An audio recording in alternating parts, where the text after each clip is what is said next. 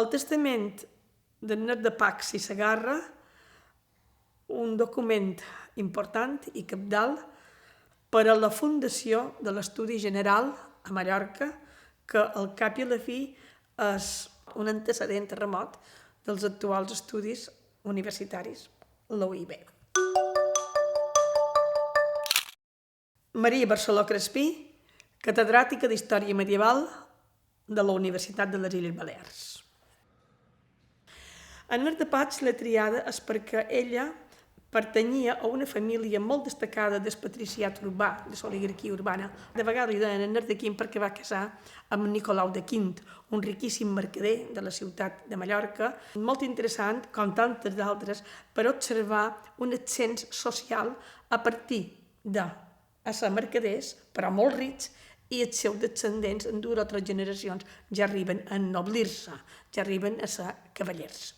Ella va quedar vídua molt jove i també se la coneixia amb una espècie de sobrenom o de malnom com la vídua daurada, daurada d'aurum, de dobbers, riquíssima. Va viure molt d'any vídua i va tenir un fill, però aquest fill va morir molt jove, 2 filles que es van casar en cavallers, vull dir, aquest ascens social se li veu beníssim, però a partir dels duros que tenien, una part posa duros, els dobbers, i l'altra posa el llinatge.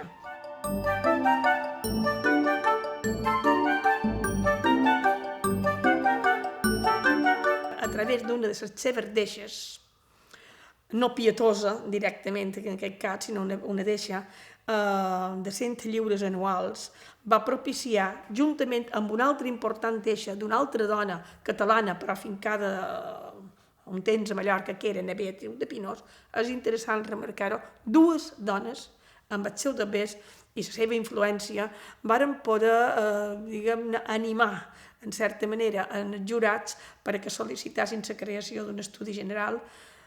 Sempre diuen els documents, a imitació del de Lleida, creat el 1300, va ser la primera institució en aquest nivell superior d'estudis de la Corona d'Aragó. Més tard, bastant més tard, vendrien la Universitat de Barcelona, de València, de Saragossa, i nosaltres serà a 1485 quan s'instaura l'Estudi General a partir d'aquest testament i des de Beatriu de Pinós, aquest testament de 1481. d'Ernest de Pacs. L'Estudi General aquí neix des dels seus inicis amb una intenció clara que era estudiar l'obra i la doctrina de Ramon Llull. El que passa que la deixa de Beatriu de Pinós va ser molt polèmica, no per ella mateix, no en si, sinó perquè la seva filla, de Beatriu de Pinós, Estefania, no va acceptar mai que sa mare deixés una quantitat important per a la fundació d'unes escoles lul·lianes, sinó que ella volia l'herència per ella. I això va provocar un plet que va durar molts anys. Però també és interessant, penso, fer esment que Ernest de Pacs, per família i per posició i per tot, se van revoltar de gent molt interessant en les noves idees i la nova estètica que arribava des d'Itàlia, és a dir, el món dels humanistes. A la ciutat de Mallorca del final del XV, a l'època que va morir la nostra protagonista, Ernest de Pacs, per aquí hi havia mercaders italians, del nord d'Àfrica, del sud de França, castellans, portuguesos, els bascos, que documents sempre parlen de biscaïns, de Màlaga o de Sevilla, de Santa Maria del Puerto, italians sobretot, italians, vol dir genovesos o vol dir napolitans, etc.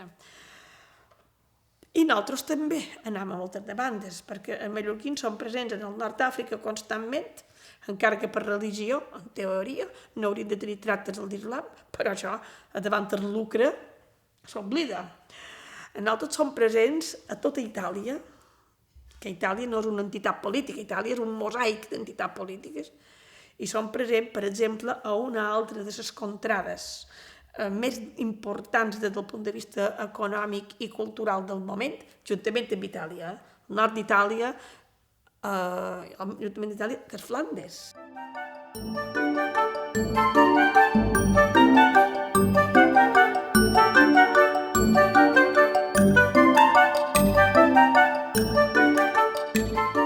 Testa que qui té per deixar. Qui no té res per deixar no porta a fer el testament. Ell agraeix fins i tot a la vida del seu net, o agraeix en el seu metge, en el seu confessor. Agraeix perquè també té per donar, un altre no ho faria.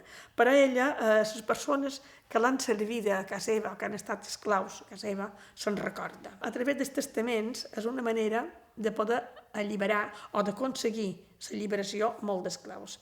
Alliberació que rep un nom que és alforria. És a dir, un esclau pot convertir-se en alforra lliure per diverses vies, però una via és a través del testament de que qualque persona digui: jo li deix tanta quantitat de diners que ell podrà comprar la llibertat.